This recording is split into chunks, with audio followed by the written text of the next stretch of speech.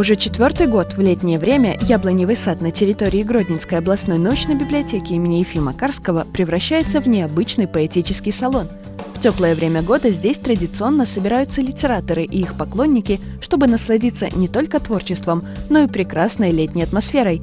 Первый в этом году поэтический марафон на свежем воздухе получил название «Ты – основа прыгажости, ты життя перша причина». Мероприятие посвятили году белорусской женщины. А сегодня тема «Женщина».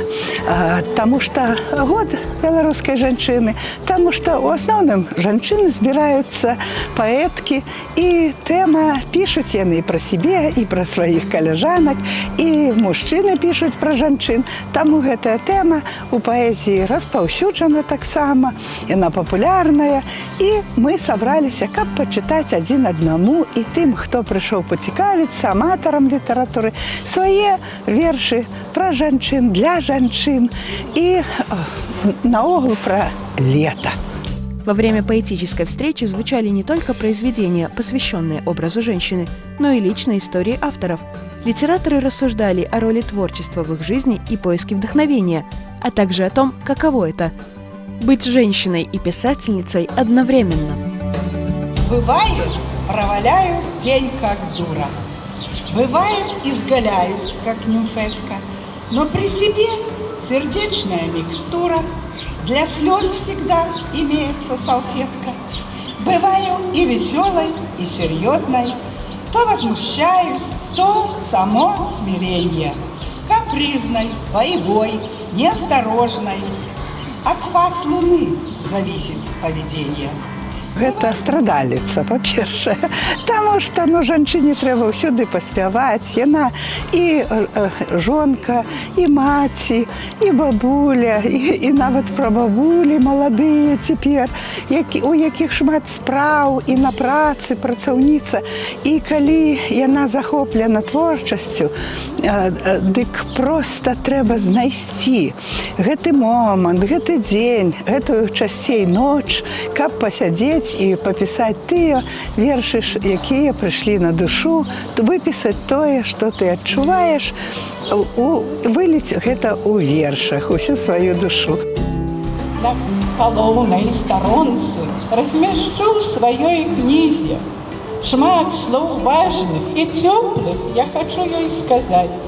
Ёсць каго беларусам прыклад шчырасці браць, як і цёткам адданымі і руплівымі быць, мовы матчынай роднай не цурацца, любіць, бы на ніве зернятка сеяць роднае слово, каб паўсюдна гучала беларуская мова. Мяне натхняе на творчасць заўсёды нейкія падзеі. Вядома, узнагароды. Гэта вельмі важна, калі у чалавека, то есть пісьменніка, азначаецца, творчасць пісьменніка адзначаецца якімісьці граматамі, якімісьці прызамі. І гэта ў асноўным натхняе. А яшчэ больш натхняе, калі твае творы чытаюць, калі твае кнігі запатрабаваныя, калі ў бібліятэках дзеці радуюцца тваёй новай кнізе і праходзяць прэзентацыі. Яна з калыскі ўвасаблення чысціней. Яна сатканая з духмянай канюшыны, з душэўнай ласкі і сардэчнай дабрыні. Яна напоўнена спагадай да прасторы, наскрозь працятая, пашанай да бацькоў.